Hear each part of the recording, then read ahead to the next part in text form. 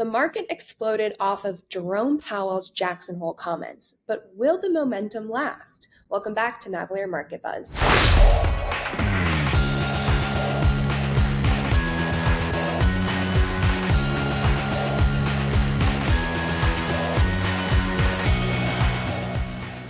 Dad, let's start out with what is the hot topic given Jackson Hole? Well, Chairman Powell gave a very dovish speech. This is his last speech as Fed chairman, and he basically acknowledged that there's a problem in the labor market and that now all of a sudden the Fed's unemployment mandate is overpowering its inflation mandate. Why this was such a big surprise is the minutes of the last FOMC released 3 weeks after had no discussion about the weakness in the labor market, despite the fact that Governor Christopher Waller went on Bloomberg and explained this, and then subsequently the Labor Department had the big downward revision. So we've had essentially very little, if any, job growth in the last 3 months. But there were other things in the Powell speech that were considered very dovish. One was he acknowledged that the economic growth is slowing, that consumers are, tightening their belts a bit. But the biggest one is he said we're 100 basis points or a full 1% above the Fed's neutral rate, implying that the Fed might cut a full 1% in the upcoming months going into next year. So no one expected that. And that's why we had the big reversal on Friday. Now, the other reason we had a big reversal is we had mean reversion algorithms hitting a lot of the winning stocks earlier in the week. And so today is what we call a short squeeze. And that's where shorts run for cover. So, when the mean reversion was happening a few days ago, I was telling, clients in podcasts and things to hang tight, that good stocks do bounce. And today is evidence that good stocks bounce like fresh tennis balls, bad stocks bounce like rocks. So this is a very big deal today, and Treasury yields have gone down dramatically. So it couldn't have been better, and it's so good that I don't think President Trump will give Jerome Powell any grief now. Dad, you've said that these swings aren't random. What's driving them as earnings season winds down? Well, I like to say there's 4 months of efficient markets and 8 months of mean reversion. So the Citadels of the world, the Virtue Financials, the algorithmic traders, the James Streets, these are the people that make markets and stocks. They are notorious for running mean reversion programs. And that's just where you take the stocks that have been winning, you hit them, the money rotates to the weaker stocks. And this is just how Wall Street works. This is how it tries to create liquidity.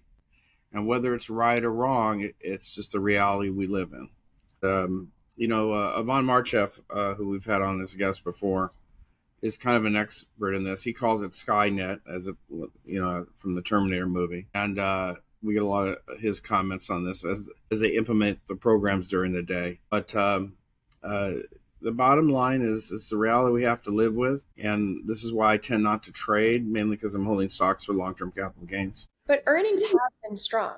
Ed Yardini, who we had on the podcast, noted that the S&P 500 profits are up 10.6%, with the biggest surprises in nearly 40 years. So why the sell-off? Yeah, Ed, just to clarify, said the average earnings surprise was 8.8%.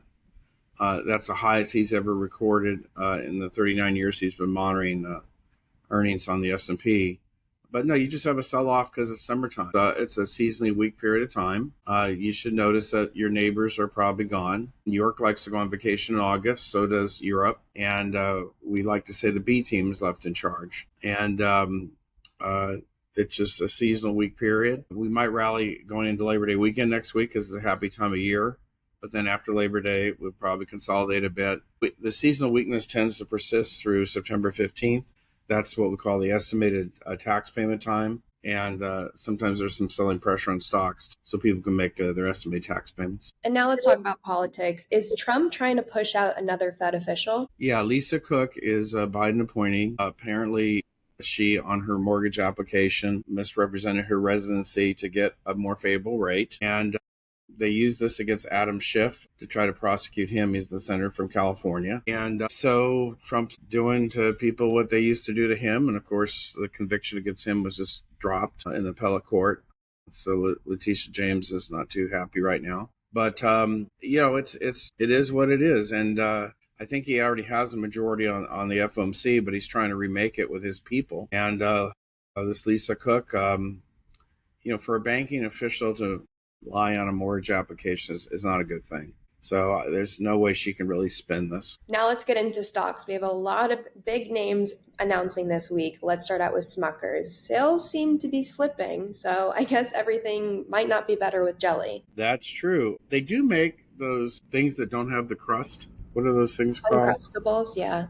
Yeah, that's probably their hottest thing. I don't think Twinkies are selling that well, even though they last 40 years. Yeah, it's interesting. But I think the main thing you should be aware of is that it's really hard to be a food processor right now. It's consumers are just being very, very fickle, and their sales are forecast to decline 6 cents a percent. Earnings are supposed to decline 21%. There's negative balance revisions, but they do have a good surprise history. So maybe those things without the crust will be selling. We'll see. Now, CrowdStrike. The hackers are busy, sales are flying, but profits seem to be getting hacked too. Yeah, CrowdStrike is a good company. They dominate cybersecurity. Their sales are forecasted to be up 19.3, but earnings are forecasted to decline 20.2. They do have positive analyst revisions, a good surprise history. I think the problem is CrowdStrike has yet to recover from the Microsoft of Azure cloud crash that took out the European airlines about a year ago. And just so you know, the history of that is they had a quick patch to fix everything, but it was a Friday, and apparently people don't work on Fridays in Europe. So the airlines remained grounded for a while. Microsoft did not blame CrowdStrike. They blamed the EU for having something called an open source platform. And this is one of the big fights between government and the tech industry.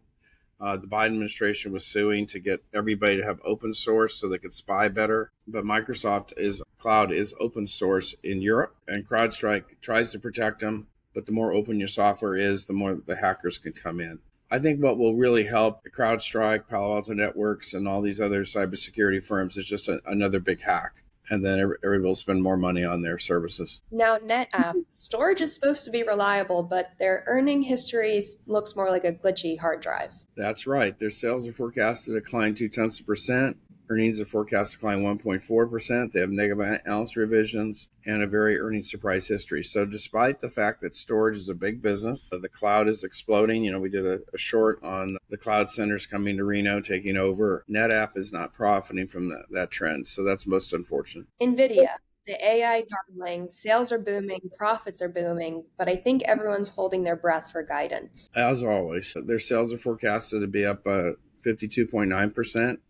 Earnings are forecasted to be up 48%. There's definitely positive analyst revisions. They have a stunning earnings surprise history.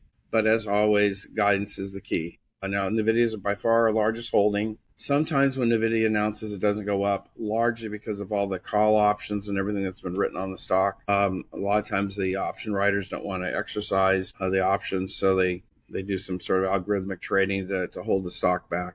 But NVIDIA is the market leader. NVIDIA, the market cap is bigger than the entire market cap of the stock market in France and some other countries. So this is a powerhouse, and I look forward to their guidance. I think Jensen is just a wonderful, wonderful chairman, and I'm very excited about what he'll say. Now, Best Buy is trying to stay relevant in a world where Amazon actually delivers faster than a cashier can scan your DVD. That's right. I shop at Best Buy. I like Best Buy, but you are absolutely right. I had to upgrade the internet switchers at our Reno home, and Best Buy didn't have them in stock, so I bought them from Amazon.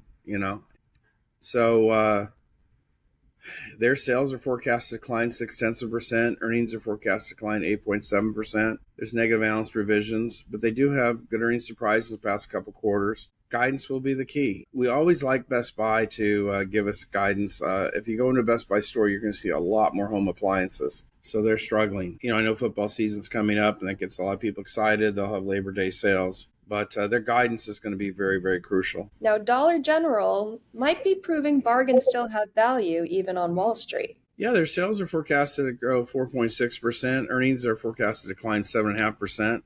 There's steady analyst estimates for Dollar General, but they had a huge surprise last quarter. So we'll see.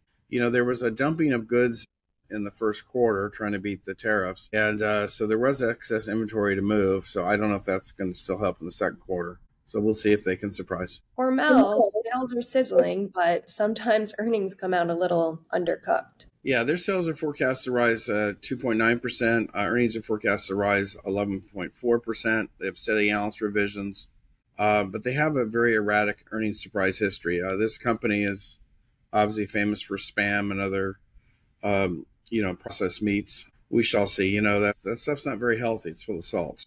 There is a bit of a health craze underway. So we'll see if they can eke out any kind of surprise. Now, Autodesk. This stock might be built better than half of the houses in Zillow. Yes, of course, Autodesk makes architectural software, engineering software, but their sales are forecasted to rise 14.5%. Earnings forecasted to go up 14. They have positive analyst revisions, a great earnings surprise history. So I have very high expectations for Autodesk. Dell is looking for a rebound. Funny how everything old in tech is suddenly new again. Yeah, their sales are forecasted to be up 16.7%. Earnings are supposed to be up 21.1. They have positive analyst revisions, but unfortunately they missed last quarter. And I guess one of the confusing things about Dell is they're waiting for them and Hewlett Packard to basically take over the cloud storage business. SMCI Supermicro still has the lead on that. So we'll see. Like a lot of tech stocks, they're going to have to give us good guidance. So I'm still a little cautious on Dell, especially due to last quarter's miss. But at least their underlying sales and earnings are positive. And Ulta, beauty sales shine, but profits are kind of showing their age. Yeah, I'm not sure Ulta has the best model. Obviously, you knew that when you were a teenager. Their sales are forecasted to rise 4.2%. Earnings are forecasted to decline 5.1%. They do have positive analyst revisions. They have good earnings surprise history in the past 3 quarters. The big thing in beauty was e.l.f. Beauty. It took market share from everybody. And I'm out of e.l.f. now. That's ELF. But they were just doing a better job selling to people direct. Now you can go to Target and stuff, and e.l.f. will be on the shelf. But the direct sales were undermining the storefront sales. And so Ulta Beauty has to do what e.l.f. does, sell more direct online and target their customers better. And lastly, Lululemon. Still stretching for growth, but I think investors are watching to see if the waistband snaps back. Yeah, and Lulu's secret has been they've been selling to men. Of course, women are buying for the men, but their sales are forecasted to go up 7.5%. Earnings are forecasted to decline 8.1%. There are negative analyst revisions, but they do have a decent earnings surprise history. So their guidance will be key. Now let's move on to subscriber questions. One of our subscribers wanted to know, when is a good time to sell your losing stocks? Anytime they bounce, markets have a natural oscillation, and so do stocks. On Friday, all stocks bounced in the wake of Jerome Powell's comments. That would have been a good window to sell into. Hopefully that will continue next week.